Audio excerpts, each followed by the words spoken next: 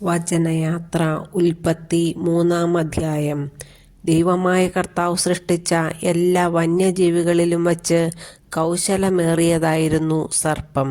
അത് സ്ത്രീയോട് ചോദിച്ചു, തോട്ടത്തിലെ ഒരു വൃക്ഷത്തിൻ്റെയും ഫലം തിന്നരുതെന്ന് ദൈവം കൽപ്പിച്ചിട്ടുണ്ടോ?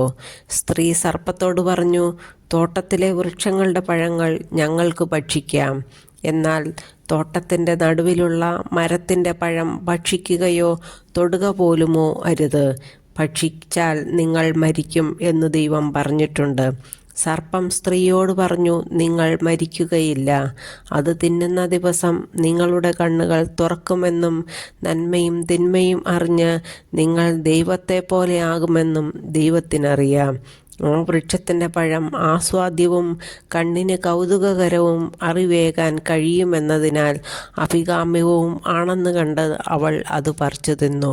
ഭർത്താവിനും കൊടുത്തു, അവനും തിന്നു. ഉടനെ ഇരുവരുടെയും കണ്ണുകൾ തുറന്നു. തങ്ങൾ നഗ്നരാണെന്ന് അവരറിഞ്ഞു. അത്തിയിലകൾ കൂട്ടിത്തുന്നി അവർ അരക്കച്ചയുണ്ടാക്കി. വെയിലാറിയപ്പോൾ ദൈവമായ കർത്താവ് തോട്ടത്തിൽ ഉലാത്തുന്നതിൻ്റെ ശബ്ദം അവർ കേട്ടു. പുരുഷനും ഭാര്യയും അവിടുത്തെ മുന്നിൽ നിന്നു മാറി തോട്ടത്തിലെ മരങ്ങൾക്കിടയിൽ ഒളിച്ചു. അവിടുന്ന് പുരുഷനെ വിളിച്ചു ചോദിച്ചു, നീ എവിടെയാണ്? അവൻ മറുപടി പറഞ്ഞു, തോട്ടത്തിൽ. അവിടുത്തെ ശബ്ദം ഞാൻ കേട്ടു. ഞാൻ നഗ്നനായതുകൊണ്ട് ഭയന്ന് ഒളിച്ചതാണ്. അവിടുന്ന് ചോദിച്ചു, നീ നഗ്നനാണെന്ന് നിന്നോടാര് പറഞ്ഞു? തിന്നരുതെന്ന് ഞാൻ കൽപ്പിച്ച വൃക്ഷത്തിൻ്റെ പഴം നീ തിന്നോ? അവൻ പറഞ്ഞു, അങ്ങ് എനിക്ക് കൂട്ടിന് തന്ന സ്ത്രീ ആ മരത്തിൻ്റെ പഴം എനിക്ക് തന്നു, ഞാനത് തിന്നു. ദൈവമായ കർത്താവ് സ്ത്രീയോട് ചോദിച്ചു, നീ എന്താണ് ഈ ചെയ്തത്? അവൾ പറഞ്ഞു, സർപ്പം എന്നെ വഞ്ചിച്ചു, ഞാൻ പഴം തിന്നു. ശിക്ഷയും വാഗ്ദാനവും.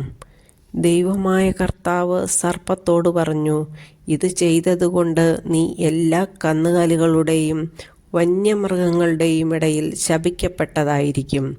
നീ മണ്ണിൽ ഇഴഞ്ഞു നടക്കും. ജീവിതകാലം മുഴുവൻ നീ പൊടി തിന്നും.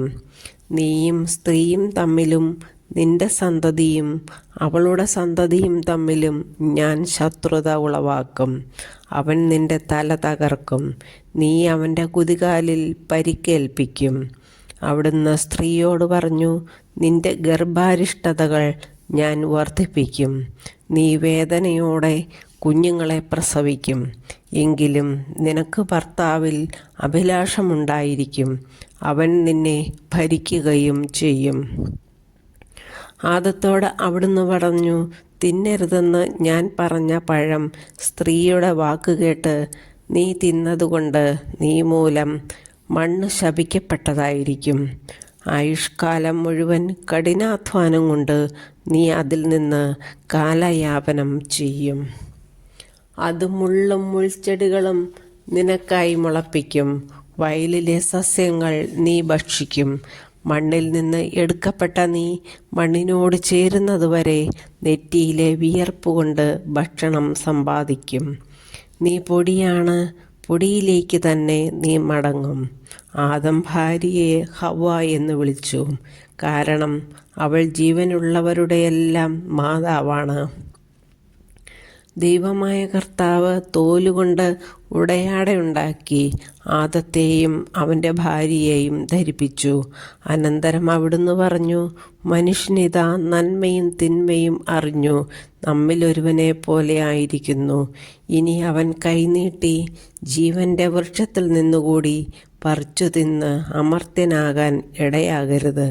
കർത്താവ് അവരെ ഏദൻ തോട്ടത്തിൽ നിന്നും പുറത്താക്കി മണ്ണിൽ നിന്നെടുത്ത മനുഷ്യനെ മണ്ണിനോട് മല്ലിടാൻ വിട്ടു. മനുഷ്യനെ പുറത്താക്കിയ ശേഷം ജീവൻ്റെ വൃക്ഷത്തെങ്കിലേക്കുള്ള വഴി കാക്കാൻ ഏദൻ തോട്ടത്തിന് കിഴക്ക് അവിടുന്ന് കെരൂബുകളെ കാവൽ നിർത്തി.